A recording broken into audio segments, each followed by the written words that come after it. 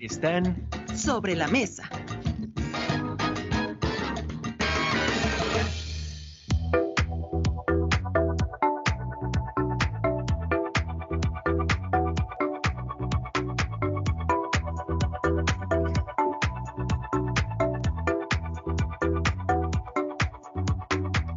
Me da muchísimo gusto presentar a nuestros invitados, la doctora Roselyn Lemus Martín, doctora en biología molecular por la Universidad de Oxford, investigadora de nuevos medicamentos y vacunas contra COVID-19. Muchas gracias, Roselyn, por estar con nosotros y por participar en La Ciencia que Somos. Hola, muchas gracias. Buenos días. Bienvenida. Y también está con nosotros el doctor Héctor Frisby, médico cirujano y ginecólogo por la UNAM, candidato a doctorado en salud pública por la Universidad de Walden en Minneapolis, en Minnesota. Gracias por estar con nosotros desde allá también, de Estados Unidos. Muy buenos días. Un saludo a todos. Muchas gracias. Hemos querido abrir esta mesa con un tema que nos parece fundamental.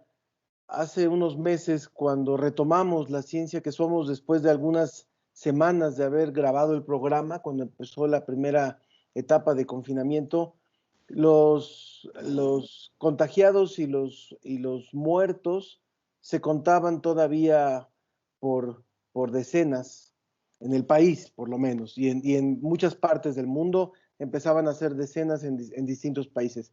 Ahora ya estamos hablando, al menos en el caso mexicano, de cerca de 70,000 personas fallecidas, de más de 600,000 contagiadas y de una buena cantidad de recuperados, también personas que han vivido la enfermedad en distintos niveles y que finalmente la han superado con distintas consecuencias, con distintas secuelas.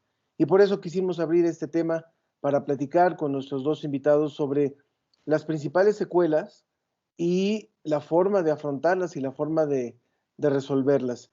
De manera que, bueno, de acuerdo con la investigación y de acuerdo con lo que conocemos hasta este momento, ¿cuáles son, desde, si quisiéramos hacer un primer listado, los primeros, las más comunes secuelas de quien padece COVID cuando no se da de forma sintomática, por supuesto, cuando ya se da un proceso de confinamiento, de aislamiento, de recuperación? Roselyn, por favor. Sí, mira, varios pacientes han reportado síntomas ya después de haber salido de la enfermedad.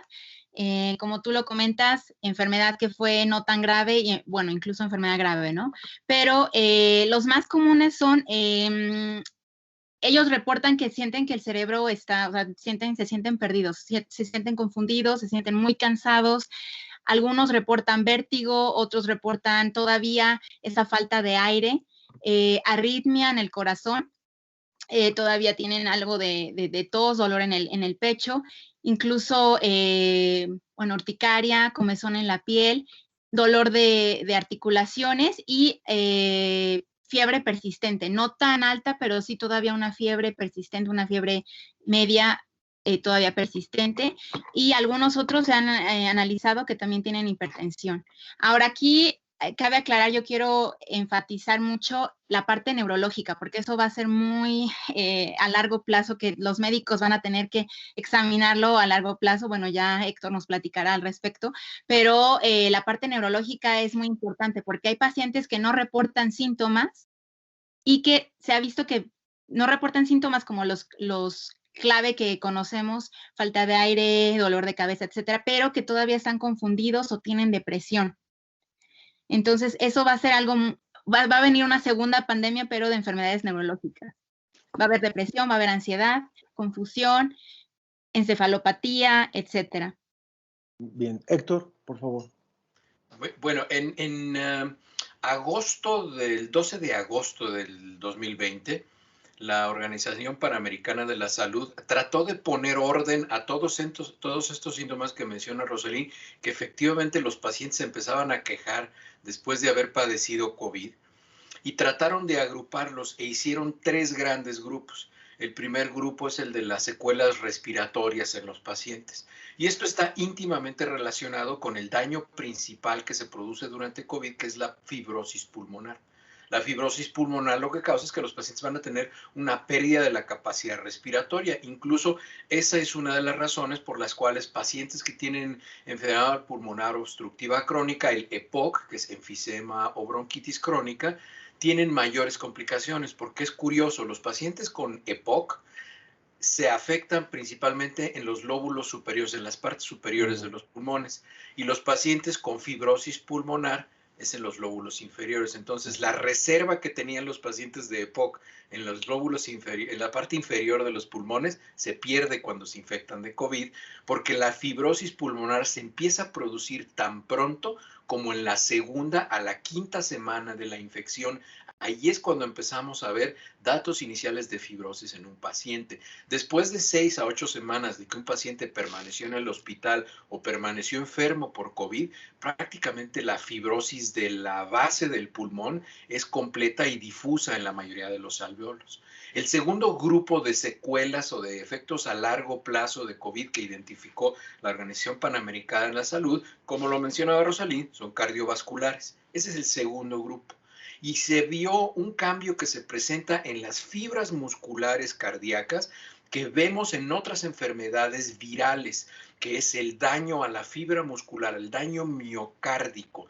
Es decir, hay pacientes que se presentan con dolores muy parecidos a un infarto, hay pacientes que presentan inflamación severa del músculo miocárdico, que es una miocarditis.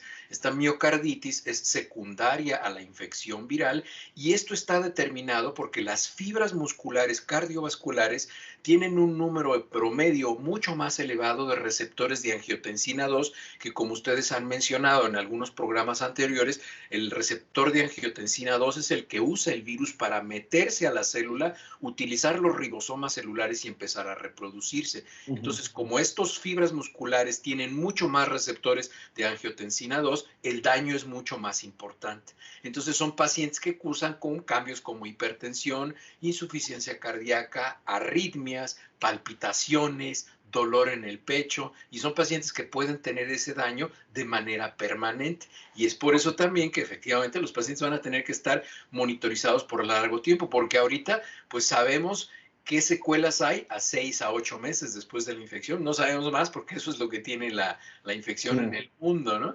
Y el tercer gran grupo de secuelas que tenemos son las secuelas neuropsicológicas o neuropsiquiátricas, que son las que se han observado, que son muy graves. Y estas secuelas están causadas por esta característica de la hiperinflamación asociada a COVID, que causa que la elevación de las citoquinas, principalmente interleucina 6, factor de necrosis tumoral alfa, interleucina 1, que interleucina 6, por cierto, lo mencionaba Roselín, los pacientes persisten con picos febriles.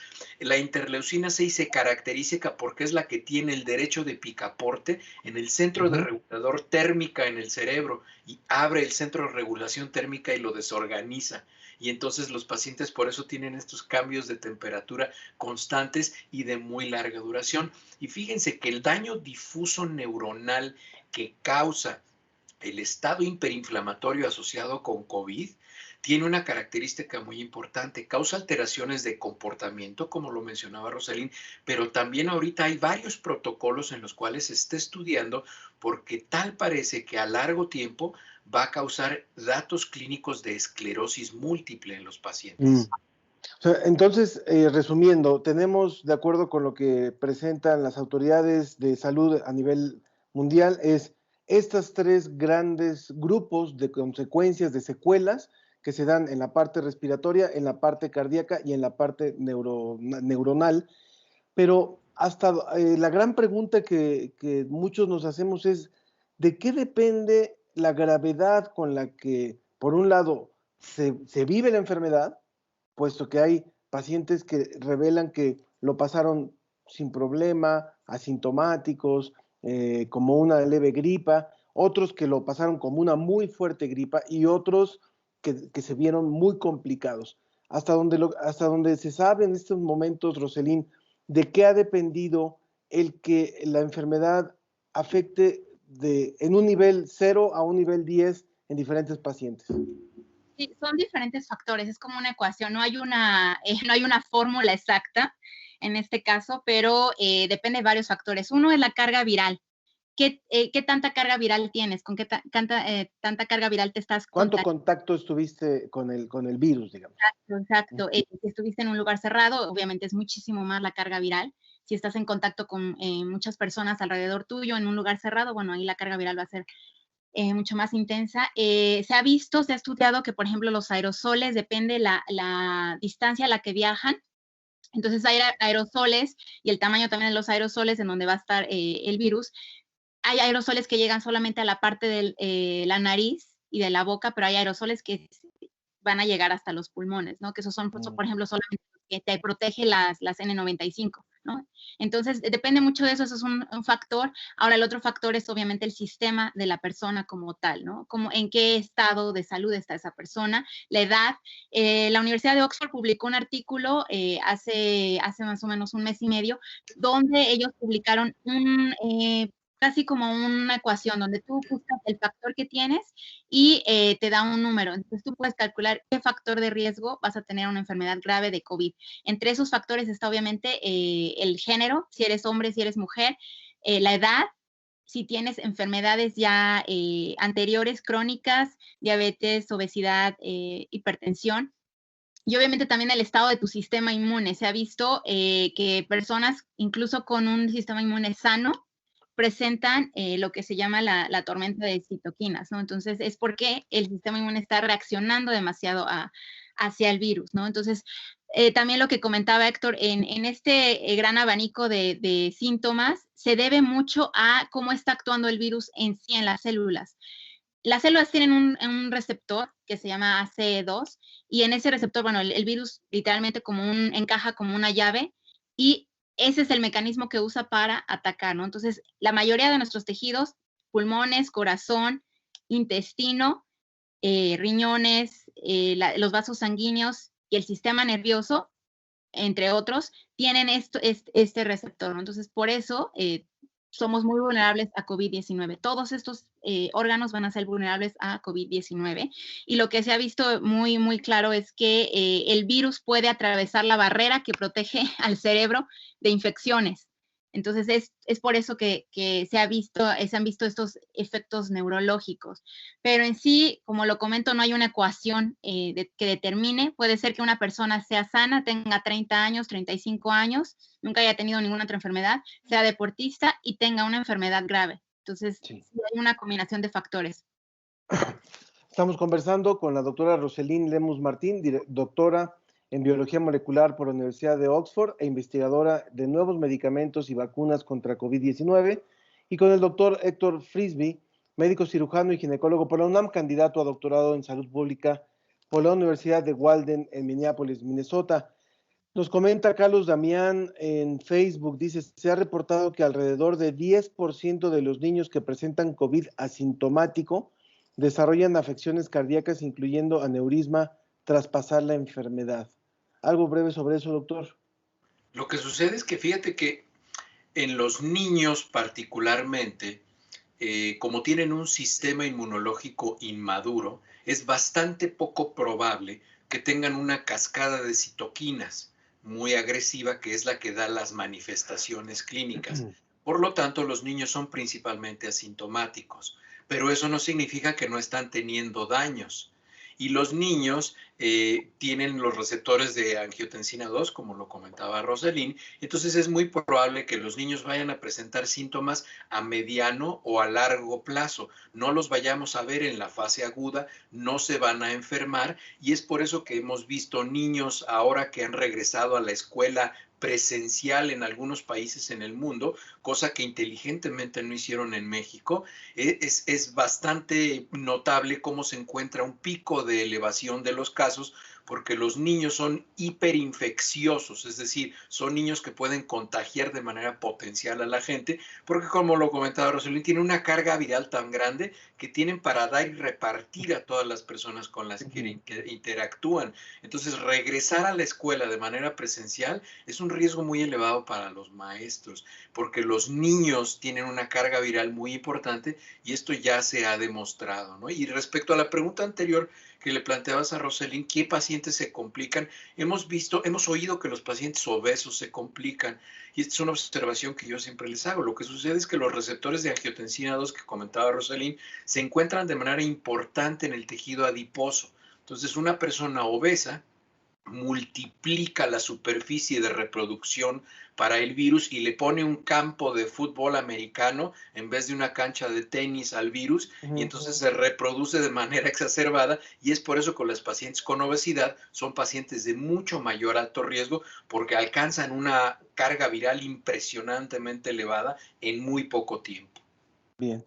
Quisiera sumar a esta mesa a Raúl Martínez. Raúl Martínez es ingeniero químico por la UNAM y él sobrevivió y se repuso del COVID-19.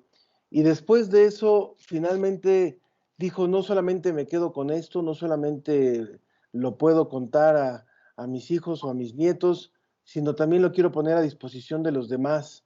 Y no solamente hizo, sino que hizo incluso un manual para los pacientes con COVID. Entonces me gustaría sumar, por favor, a Raúl, si pudieras encender tu cámara, y contarnos también al público de la ciencia que somos, por un lado, bueno, cuál fue el panorama que tuviste para poder enfrentar la enfermedad, y después, cuáles son los puntos importantes de este manual que has elaborado y que pones a disposición de quien sea paciente de COVID o familiar de un paciente COVID. Raúl.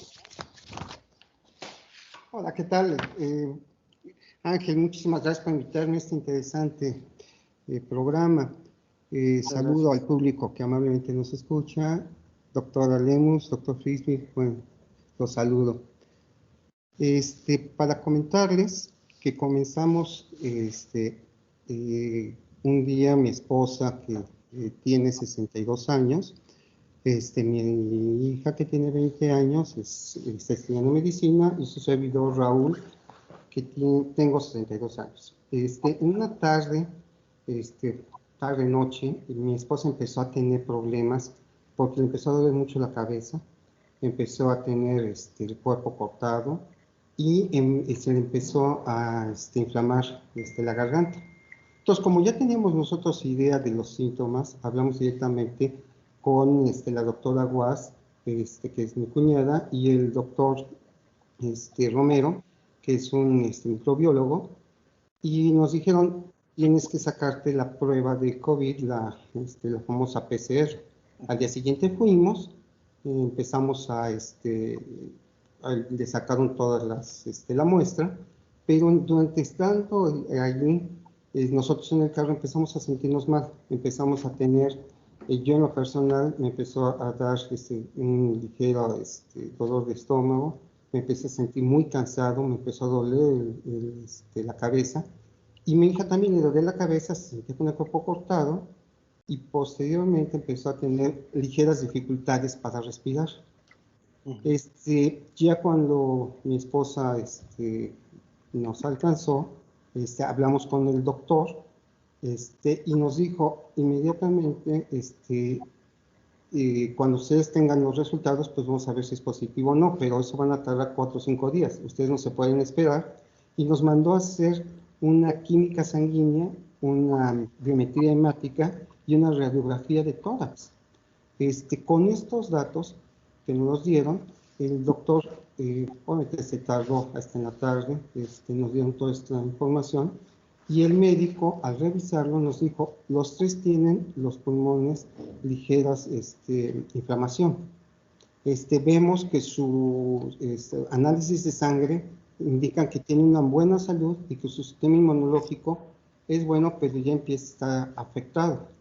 Entonces, ¿Cuánto tiempo, Raúl, duró, digamos, la etapa más crítica, y cómo ha sido el proceso de recuperación que finalmente también deriva en este manual que se está proponiendo, que se está poniendo a disposición del público? Claro, mira, el tiempo de recuperación que tuvimos fueron una semana, prácticamente 2 semanas en lo que fue toda la cuestión de medicinas, lo que es el tratamiento, y al término de esto nos volvimos a sacar las radiografías, nos dijo, ustedes ya están prácticamente sin que no puedan contaminar, se está recuperando sus pulmones, pero ahora viene la parte más importante, la segunda etapa, que es la rehabilitación. En la rehabilitación lo que nos comentó fue, necesito que ustedes hagan ejercicios aeróbicos, necesito que ustedes empiecen a utilizar el famoso inspirómetro, que es para que los pulmones empiezan a sacar todas las flemas o toda la mucosidad que se tiene, para evitar, lo que decían los doctores, la fibrosis, que eso era lo que más le preocupaba al doctor. Sí. De ahí, pues nos dijo, hay que mantener una rutina, hay que cuidar la alimentación, hay que tomar sol 15, 20 minutos y sobre todo mantenerse tranquilos. Sí fueron días, tanto durante la enfermedad como durante la rehabilitación, días muy difíciles. De repente nos dolía la cabeza, nos sentíamos cansados, incluso teníamos pues, estrés, que fue muy que nos calmaba mucho. Los doctores me decían, ustedes tienen gran posibilidad de éxito porque pudieron determinarlo casi inmediatamente, el primero o segundo día lo detectaron, que eso era muy importante, que sabían cómo poderlo atacar porque estamos rodeados de médicos, y en ese momento poderlo hacer inmediatamente. Entonces, eso nos ayudó mucho. El virus, ahora, Raúl, ¿cuáles son los grandes apartados del manual que has elaborado para ponerlo a disposición del público, por favor? Mira, yo dentro de este manual, fue un manual que hicimos, yo hice el escrito, hice como dice la obra negra, pero esto lo repartí con mucha gente para que lo pudiera pulir y hacerlo más amigable y más coloquial. Los principales puntos es, primero lo que ponemos es, ¿qué es el SARS-CoV-2? Para que tener toda el contexto. Que la gente entienda las palabras que se están manejando. Los síntomas que son muy importantes, son como, no sé, 20, 25 síntomas. Hay un esquema completo al respecto. Las actividades de prevención, hay que planear cómo vas a atacarlo, porque sabes que en cualquier momento es como un seguro. Es preferible tenerlo y no usarlo, a que sea al revés, ¿no? De ahí fueron cómo podemos hacer que con los síntomas actuar, donde saber qué medicamentos, a qué hospitales hacer, a quién acudir, cómo aislarte, todo el tratamiento que recibimos, incluso los test que tomamos para mantenernos hidratados todo el cuerpo y las actividades de rehabilitación. Eso es en general. ¿Qué conclusiones? ¿Qué nos dio? Te soy honesto, yo no viví la etapa, como dicen por ahí, de estrés tan grande porque sabíamos qué hacer. Actuamos rápidamente, sabíamos qué hacer y como estamos en el medio de salud pública, pues nos ayudó muchísimo eso. Excelente, excelente. Estamos conversando con Raúl Martínez, paciente de COVID y quien ha elaborado incluso este manual poniéndolo a disposición de todo el público. Hay muchas preguntas que están surgiendo. Rápidamente las hacemos para también nuestros invitados. Marjorie March pregunta, ¿cuáles son los porcentajes de duración de la enfermedad? Me parece muy confuso. Hay personas que parecen estar enfermas un mes o más. Entonces, eso es una de las preguntas también que nos hacen. Y también Graciela Chávez en Facebook. Buenos días, la doctora, ¿podría darnos, por favor, el link del programa que calcula el riesgo del COVID y consecuencias según nuestras enfermedades? Es una pregunta que nos hacen. Y Ernesto Durante en Twitter, gracias por el contenido. Si bien muchos hablan de COVID, ustedes siempre nos dan datos muy certeros y nuevos o desconocidos para muchos. Excelente programa, invitados, y pocos medios son tan comprometidos como ustedes. Muchas gracias. Bueno, doctora Lemus, por favor. Sí, bueno, no es un programa como tal, es un artículo de investigación. Hay una tabla y entonces ahí vienen los números. A veces es un poco confuso interpretarlo. Hay demasiados factores y ellos dan un porcentaje. Entonces, tú tienes que sumarlo y al final determinarlo, pero no te da una tabla de qué tanto porcentaje o si lo correlacionas a algo, ¿no? Pero solamente es para ver qué tan alto porcentaje de riesgo tienes dependiendo de cada factor, ¿no? Es nada más para ver cada factor y qué tan preponderante está en el total. Pero les paso el artículo con gusto. Muchas gracias. Quiero decir al público que también vamos a compartir en nuestras redes sociales el manual de Raúl Martínez, que puede consultar cualquiera y puede leer cualquiera, y dárselo a alguna persona que lo requiera. Doctor Frisby, por favor, hay sobre estas preguntas y sobre esta propuesta que nos está haciendo Raúl y que ha elaborado Raúl, por favor. Sí, tengo algunos comentarios, trataré de ser breve. Sí. Hay algo que no quiero soslayar, que muchas veces las personas que nos dedicamos a estudiar esto, como es el caso de Roselín y yo, damos por entendido, pero para la mayoría de la gente son aclaraciones muy pertinentes. En primer lugar, la planeación y las expectativas que teníamos respecto a esta pandemia es con base a pandemias anteriores. Entonces, las estimaciones que se hacen del desplazamiento, el número de casos, el comportamiento de la pandemia es con base en información previa. Entonces, es por eso que nosotros calculamos que entre el 60 y el 70% de la población del mundo, de un país, de una comunidad, de una ciudad, se van a infectar.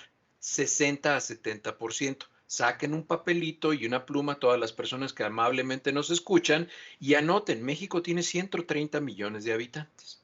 Del 60 al 70% se van a infectar.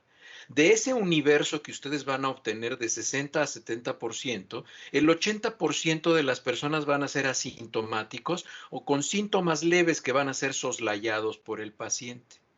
De ese porcentaje, 20% que van a ser sintomáticos, el 15% con tratamiento incluso que la gente compra en la farmacia sin receta, se van a resolver. El 5% de ese universo que obtuvieron van a requerir tratamiento hospitalario. Y entre el 1.4 y el 3.2 de los pacientes que se infectaron y que son sintomáticos van a morir. Entonces, de ahí ustedes van a sacar unas cifras que son muy por arriba de lo que tenemos ahorita en la mayoría de los países del mundo. ¿De dónde salen estas cifras? Estas cifras salen incluso de la pandemia anterior que hubo a nivel mundial de la influenza. Y de ahí es de donde nosotros inferimos esas cifras. Desde luego, al final de la pandemia, vamos a obtener las cifras particulares para el coronavirus 19. Ahí es donde vamos a obtener las cifras, pero nuestra perspectiva es esa. Por lo tanto, si hacen esos números, podrán ver que yo he notado que a mucha gente le angustia mucho porque dicen, es que esto es algo descontrolado y lo ven como esa mancha en una película de terror que va avanzando y nos va a alcanzar a todos y nos va a cubrir. No, no es eso. Sabemos cómo se desplaza, sabemos cómo se mueve. La gente que hacemos salud pública sabemos cómo se va a ir comportando y las medidas son pues las que han dicho en las conferencias de la noche, las recomendaciones que hace Roselín, las que hago yo, la gente que nos dedicamos a la salud pública.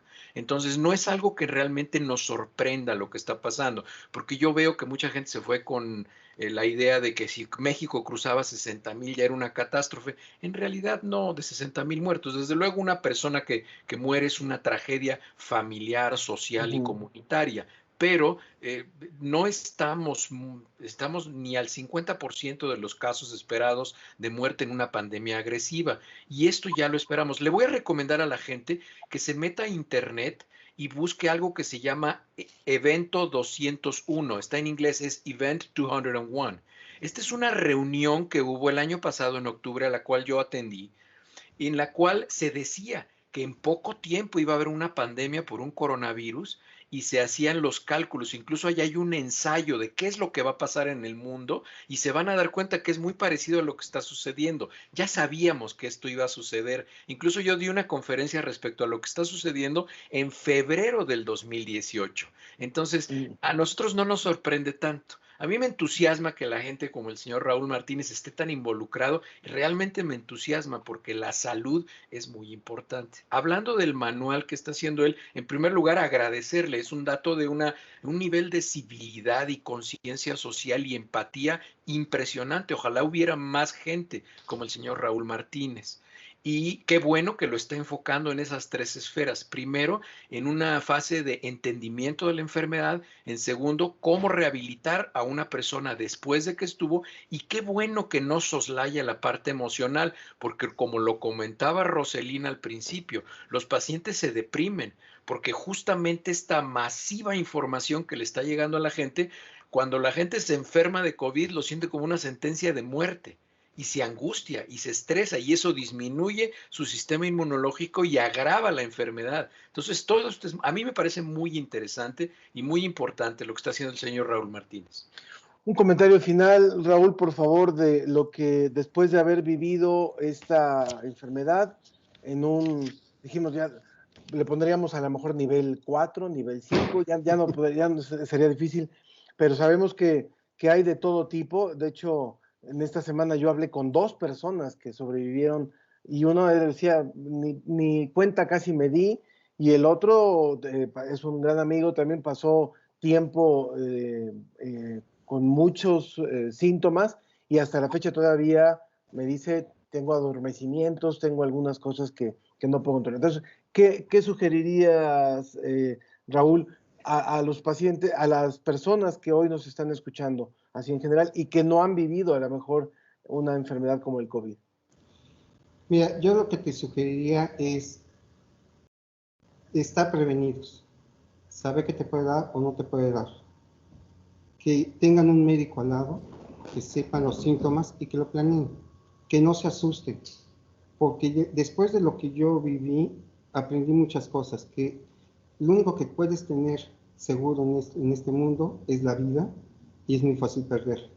Tu familia es muy importante, tus amigos, porque la familia te puede dar motor a mantenerlo con calma y resolver el problema. Enfócate en la solución, no te enfoques nada más en ver el problema, sino en solucionarlo y hacerlo inmediatamente. Y la otra parte es contar que hay mucha gente que te puede ayudar y que puedes contar con ellos. Yo digo, no se asusten, háganlo, prepárense. Es como cualquier enfermedad, si la detectas a tiempo y la atacas a tiempo, tienes gran posibilidad, tanto emocional como económicamente, que puedas resolver. Eso es lo que yo les diría. Muchísimas gracias, Raúl Martínez. Muchísimas gracias también al doctor Héctor Frisby. Muchas gracias por haber estado con nosotros. Y a la doctora Roselín, que le vamos a pedir que permanezca todavía conectada, puesto que vamos a hablar otro tema más con ella todavía. Pero creo que esto que nos acaba de decir Raúl queda muy bien con la música que le queríamos proponer al público, que se llama Amar y Vivir. Así es que muchas gracias a nuestros invitados. Gracias a ustedes. Muchas gracias por haber estado sobre la mesa.